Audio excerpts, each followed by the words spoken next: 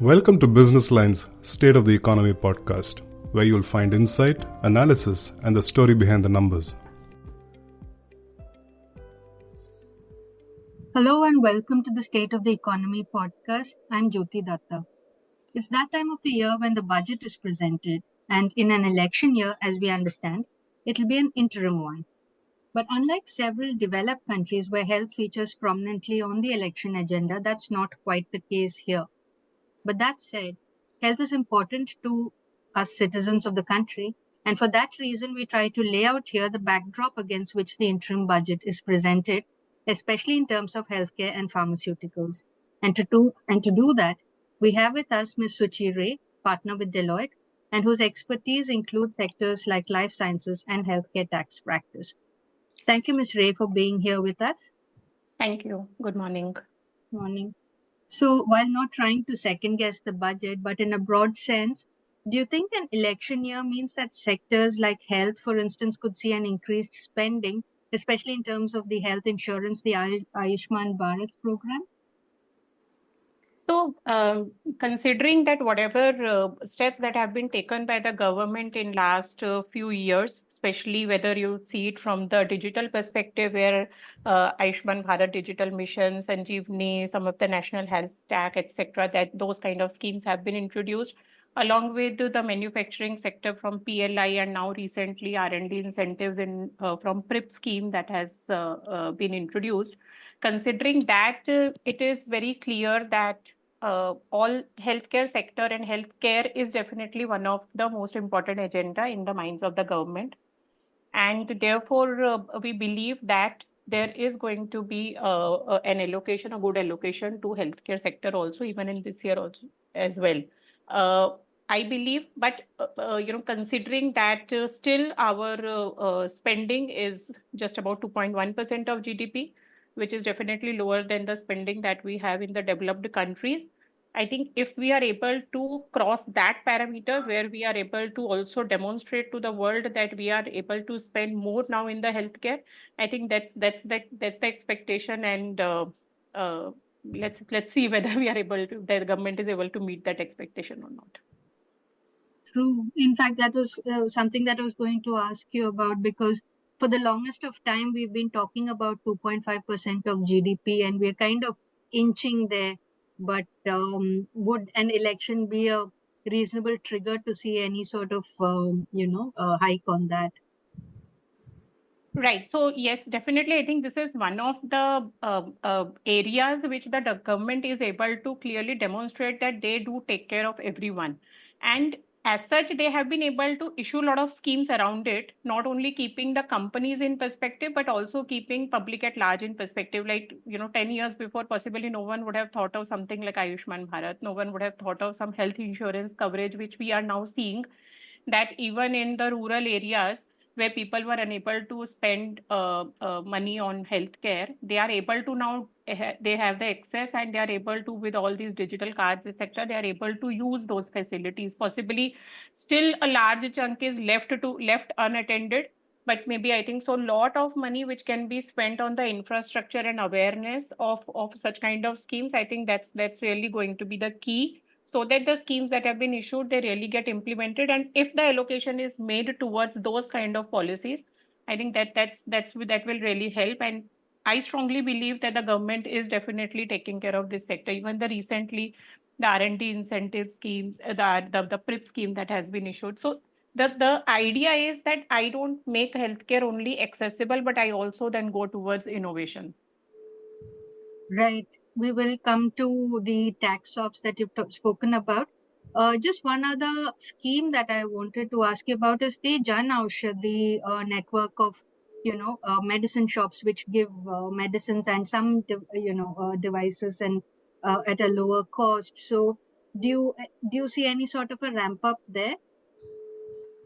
See, that one definitely, I think Jan Aushadhi has been ramped up, and why is it happening? See, still our a large chunk of the population still stays in they stay in villages, and therefore accessibility to the right medicines is something which is the key towards healthcare. Now, to address accessibility, they need to have such kind of shops in, in every nook and corner of the country and in the remotest part of the countries. Now, if you really see, the consultancy can actually be managed through telemedicine and technology, but the availability of medicine has to be done only through these kind of schemes, and then obviously the affordability as well. So keeping that in perspective, I think, the key lies, if we are really talking about accessibility, the key lies in making the things available through these kind of schemes. Right. So you did mention innovation here, and there's been talk about the research and development policy. There've been, in terms of tax swaps, what is the kind of support you think the pharma industry would require? You'll have made some listings out there in your expectations, but what do Yeah. you think the pharma industry would look forward to? Right, right. So, see, one important thing, so I'll possibly put it, some of them are pertaining to GST and some of them are pertaining to plain simple direct tax. Now, if you see that, there has been a discussion on, and there has been a prohibition on accepting gifts and certain benefits or payments which are given from pharmaceutical companies and allied healthcare industries under MCI regulations. And then there have been recent amendments which actually disallow such expenses incurred by pharmaceutical companies. Now, in that particular aspect, what has happened is that even the very legitimate expenditure or the expenditure which is actually very much required from a business perspective, something like where the conferences or the sponsorship of third party educational activities, which is like seminars and workshops, and even like something like very low value brand reminders. Somewhere, most of those things are actually required very, very specifically for this industry and business. And we know that, if we are able to clearly educate the medical practitioners, they are going to be, staying ahead of the medical advancements, and they will be actively engaging with the pharmaceutical companies to then, sometimes these forums also help you to actually provide platform where one exchanges the perspectives. Now, completely disallowing this particular thing is something which I feel that, is somewhere not really regarding the requirement of the industry. I think that's something which we are expecting, that some level of clarity is given so that we are creating an environment of collaboration between medical professionals and pharmaceutical entities, which ultimately aims at increasing the knowledge exchange, and that somewhere reduces the regulatory hindrances which we are currently observing. So that's one. Second, I think from R&D perspective, how much ever, we have reduced the tax rate, or the companies are now are able to claim some concessional tax regimes, etc. Also because there are laws prevalent in tax laws for that. I still believe that if we have to continue to incentivize the companies for doing more and more R&D, uh, it does require some special focus on that, and therefore the things that like we used to have the weighted deduction on R&D, etc., will definitely enhance the expenditure on R&D. While government has issued PRIP scheme, and the draft R&D policy actually spoke a lot about certain tax benefits, but I think currently what is there in implementation is little less. And as we say that, yes, we have been the pharmacy of the world from manufacturing perspective, and we have been able to prove enough of that during COVID times. The important aspect is that are we also now able to create our image from R&D perspective in pharmaceutical, that yes, we can be the innovation hub, and we can not only be the innovation hub from by doing the contract research and development, but also our own innovative drugs. So I think, that is something which I definitely will expect the government to focus upon, and give certain allocations towards that. Uh, from GST perspective, I think, there have been a few asks like APIs attract, which is an 18% GST, and the formulations attract around 5%. So therefore, I think, the ask has been that generally the supply chain for the pharma industry could be at a lower rate of 12% to effectively address the credit accumulation that happens because of the difference in the rates. The other is that, when you look at the diagnostic industry of India, they heavily rely on the imports. And that is also something which has been, the ask that we rationalize the import tariffs on the healthcare products so that it does strengthen the healthcare sector. It has happened in bits and pieces, but not really with a very strong focus. Again, I think that also helps in making the such kind of things reach the mass consumers at an affordable price. Other than that, obviously, there has been an ask on the hospitals, input credit and all. So Right. let's see if some of those things are again taken care of in this budget or not. That has not been that much in agenda. Possibly that does not seem to be that much priority. But I think if given that, that's really going to be a good boon because a lot of cash gets trapped there. Yeah. Right. So, I mean, you outlined several of these issues that face the pharma industry. For instance, the whole free samples issue. I think it's been sort of kicking up quite a discussion. And the whole the code for marketing and all of that, which still continues to remain voluntary in that sense. So that one needs to see how that will be addressed. In terms of the anomaly which you pointed out between the active pharmaceutical, the bulk drugs getting 18% of GST and it being at 12 and 5 for the formulations or the finished medicine, how does this impact the industry? How does this misalignment impact the industry? If you can just explain briefly. Yeah, so basically what happens that when you are importing API, so then there is, and when you are selling, then you are selling something which is at a lower rate, which is 12% and 5%. So the GST credit which you are able to claim, that is less, right? Because what you are selling is at a lower rate, but what you paid was more. So then what happens that there is a credit accumulation that keeps on getting generated in your books of accounts. And then what happens is that then that basically impacts the working capital because you are able to claim the credit when you are also selling the goods at a similar price, right? So then your input price and your output price is going to be similar. But if you are not able to, if your input price is more and your output rate is less, you are not able to take the benefit of the credit that you have actually paid.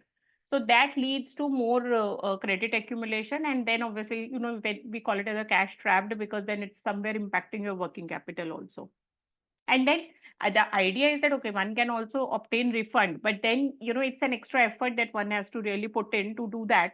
And then obviously, then I will say that it's an administrative machinery of the government also is really being used for something which could be addressed just by making this change. Absolutely. Yeah. So in terms of hospitals, Ms. Ray, you did allude to that, but any key, points that you think need to be, addressed if it would be in the interim budget at all?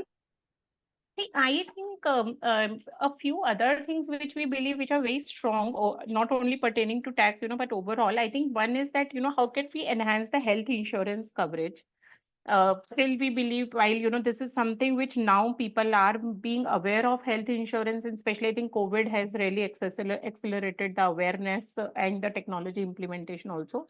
But important is that, whether we are able to make the health insurance make available to everyone. It will take time, but if we are able to clearly have certain policies around health insurance coverage, whether we tie up with some health insurance company, we kind of do little bit on the government and health insurance company partnership, or maybe giving them some tax benefits, or some incentives which help them in making the health insurance coverage increase. So that's definitely one aspect. And that actually it's going to be very beneficial because the moment you have health insurance, people will actually want to avail more and more of medical facilities because it's going to be affordable to them. Automatically, the hospitals will have, that they will be able to see more return on investments, or at least the occupancy, even in some of the rural or mid-tier cities where possibly there could be less of hospitals, or people may not be able to use the facilities as of now. So it's like a backward chain, and if you kind of you create that demand, automatically the rest of the things will fall in place. So that's one. Second is that see there is an upskilling which is required today. If we see there is a lot of shortage of physical health practitioners, and when we could talk about nurses or lab technicians and all, we understand that as per Rural Health Survey 21, there was a 24% shortage of pharmacists, 42% shortage of lab technicians, and 17% shortage of nursing staff. So the question is that, how do we really bridge this gap? And therefore, while, there have been schemes around community health centers, sub-centers, and also, there have been this midwives concept and social health activities, etc. But the thing is that, how do we still bridge that gap to ensure that the awareness and accessibility both are reaching to the to the last leg of the population? Yeah, R&D we spoke, and yeah. So I think, yeah, the other thing is that, technology is something which can really make a big change. Obviously, there's been a lot of focus on digitalization in healthcare sector also. The companies are using digitalization even for identifying the diseases. They are using AIs now for identifying the disease also, and remotely as well. And therefore, how do we use that infrastructure, or how do we use technology to then make the things available to, again, public at large? So that's really going to be the key.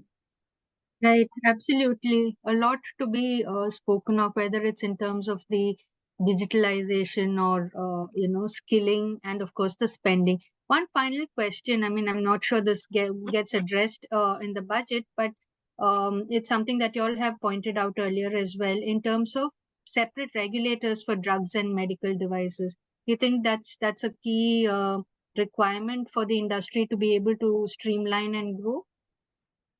Right. So, see, there has been a discussion, and obviously recently also, I think there has been a discussion on whether we can need to have the one regulator which is helping us, the centralization. So centralization is always going to help, because it just demonstrates that, we are not really going, the investor is not really going and following some 10 windows, but it is helping the investor to quickly invest and kickstart. So definitely, I think from that perspective, single window, single regulatory window for any industry, including pharmaceutical and medical devices, is always going to be an important aspect. And definitely, I think that's recommended. There has been, in fact, discussions within the government. There has been they are in the process of issuing that as well. That's my understanding.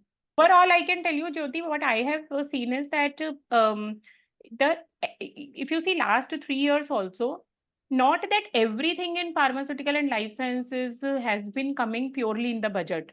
There is lot that actually happens all through the year. So, while budget is one where the allocations happen, and we definitely want more allocations to happen to the healthcare sector and life sciences sector, but more important is that we cannot just see that the what gets announced in the budget is what actually happens all through the year. There is a lot which happens actually all through the year. Every second month there is something which is being announced by the government, which is very, very heartening. And therefore, I very strongly believe that the sector is definitely on the minds of the government.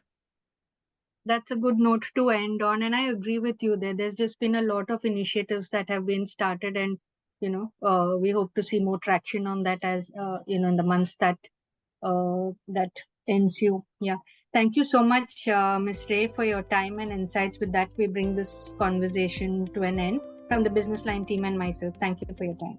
Thank you. Pleasure was mine. Thank you very much.